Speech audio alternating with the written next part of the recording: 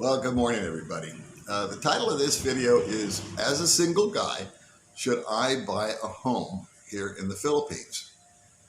For those of you that are watching this and you're at work and the boss just came around the corner, the short answer is no. So there you go. You can get back to whatever else you were supposed to be doing instead of watching this. But catch me later when you do get home and can watch it, because at the end of the video, I'm going to give you the reasons why I might buy a home here in the Philippines.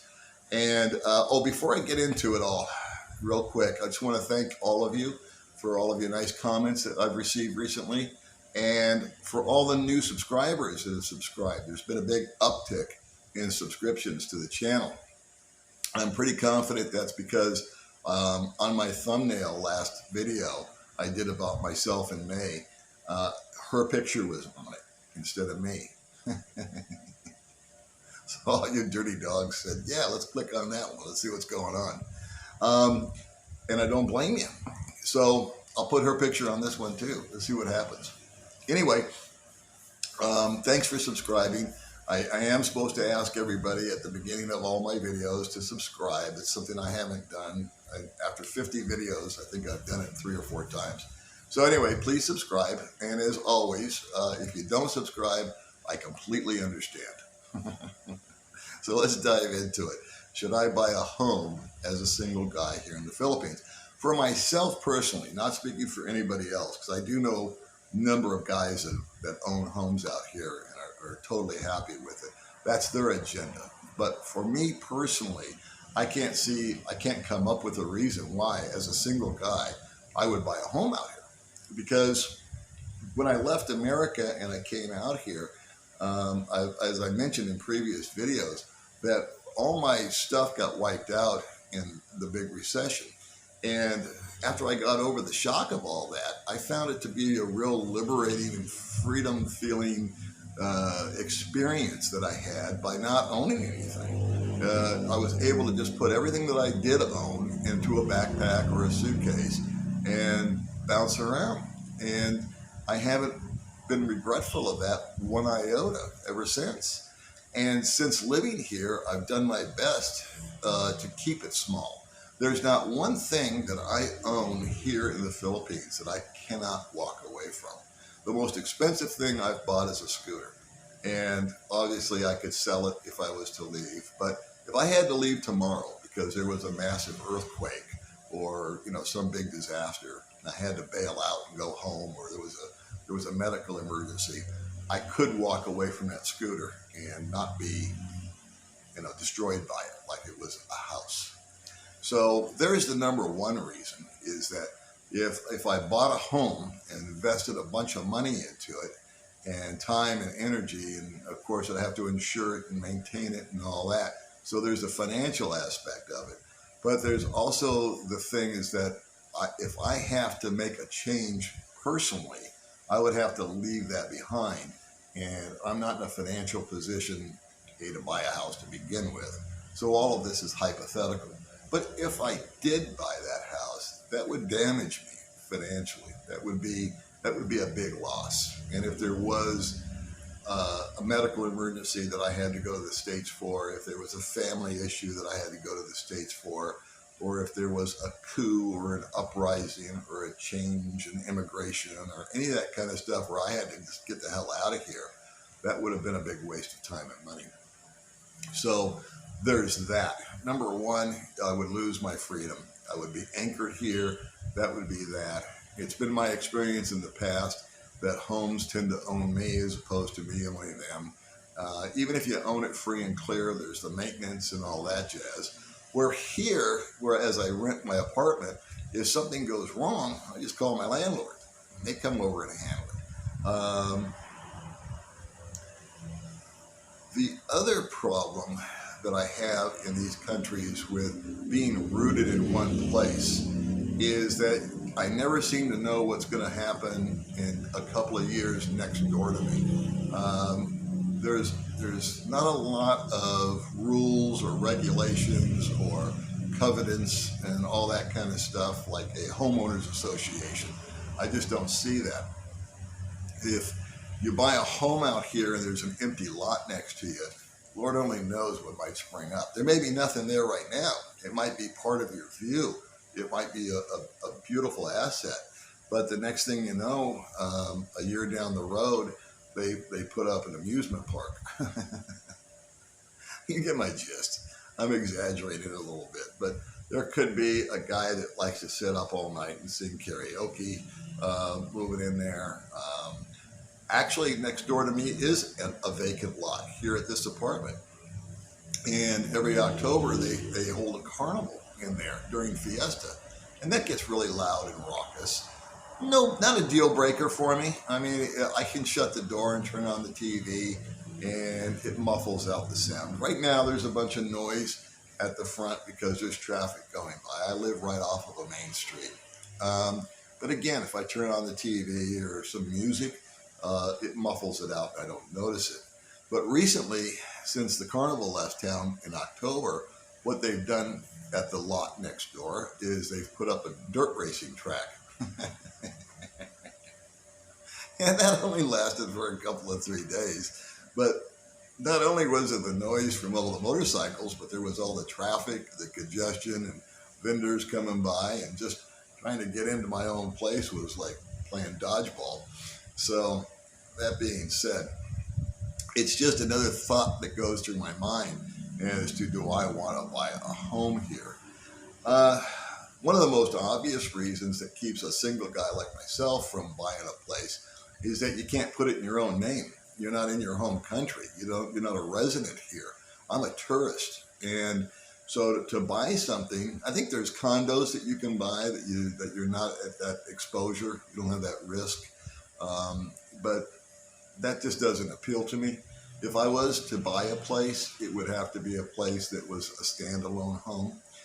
That's where I would get the most pleasure and enjoyment. I find it financially cheaper just to rent a condo than to buy into one. And again, it's another thing that roots you down. So I can't put it into my own name. I would have to have a relationship with someone like I do with Baby May and put it in her name or another person's name. And I think that there's some kind of deal where you can form a corporation and go through all this hoo-ha. But two things on that. Number one, it's expensive to do that. And number two, the laws can change. There's been a lot of rattling recently about immigration out here.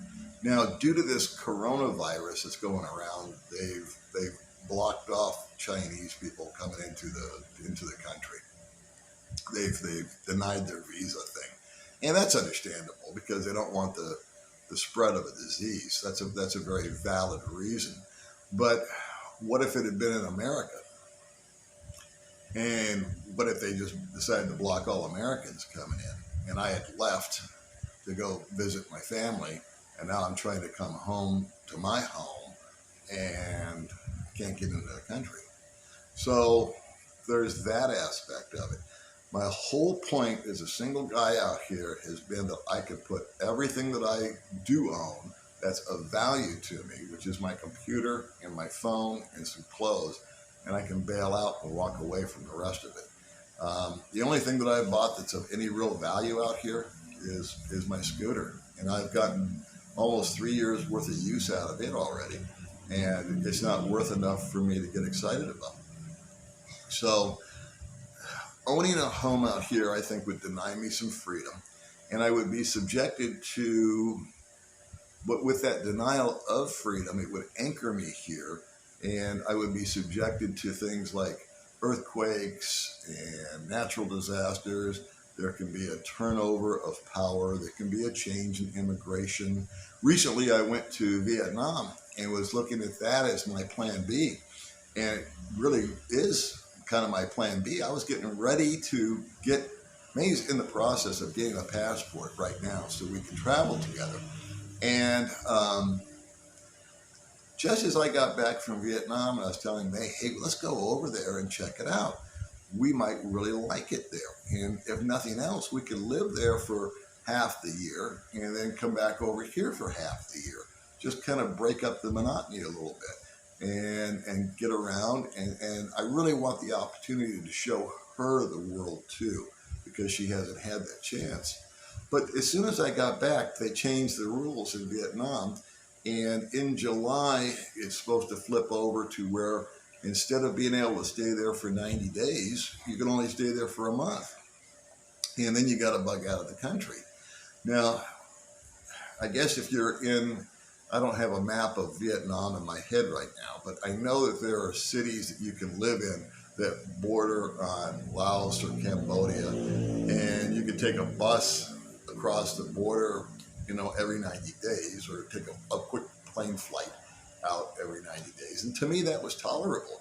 But if you've got to do that on a monthly basis, if you're living close somewhere and it's a 2-hour deal there and a 2-hour deal back, okay.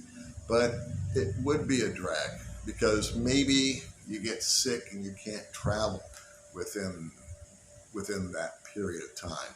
If you come down with a flu and you just can't get on a bus, well, now you violated that. So these are the things that go on in my head.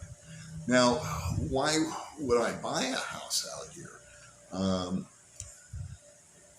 I was prefacing everything that I said as a single man. If my status was to change, and if I was to become a married man, that would completely change my outlook on purchasing a home out here. I would still be facing the same challenges of being rooted in one place, and if I had to go home and this, that, and the other. But what I feel outweighs all of that would be my obligation, and I think what I would want to do for that person that I'm married to. I would want to, because of my age. So we'll use May in this example. Please don't have me marrying May tomorrow, because I'm using this as an example. But if May and I were to become husband and wife, I'm 65, she's 34. Obviously, she's going to exist on the planet a lot longer than I am from this point forward. And it would be what I would want to do, what I would really, really want to do is leave her better off than she was before we met one another. Now, hopefully, I've done that in some small way. She has definitely improved my life with all the things that she does. I kind of explained that in another video, but there's been a lot more of me receiving information, understanding, compassion, a new outlook on just the male-female relationship that I don't think is something that I can repay. But for her, I would really want to leave something that would set her up for her future. And purchasing a home, getting that going, putting it in her name, and we could finance it, and we could make payments, and I could set up a fund for her, and all the financial things that I've spun around in my head as to how do I take this money and make it do this or that or the other is doable. And then if I go to the happy hunting ground, or when I go to the happy hunting ground, she's got a place to call her home. Now, I do have some friends out here that are married, and that's the exact situation that they're in. They have reallocated their funds so that it's a joint account. They've set it up because they're married. They've been married for some time. They've decided that the Philippines is for them, thick or thin, and that's just the way that they're going to proceed. I tend to agree with that. If I was to get married and my spouse was dedicated to staying here with her family, near her loved ones, in the culture that she's familiar with, she has no desire to go to America, no desire to go to another country, then yeah, that would be something that I would definitely put down on paper, crunch the numbers, and see if we can make it happen.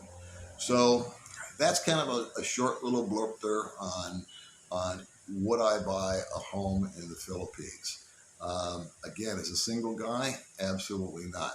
As a married man, I would take a real serious look at it. All right, guys. Well, thanks always for watching. Questions, comments, please leave them below. I'll talk to you guys later. Bye.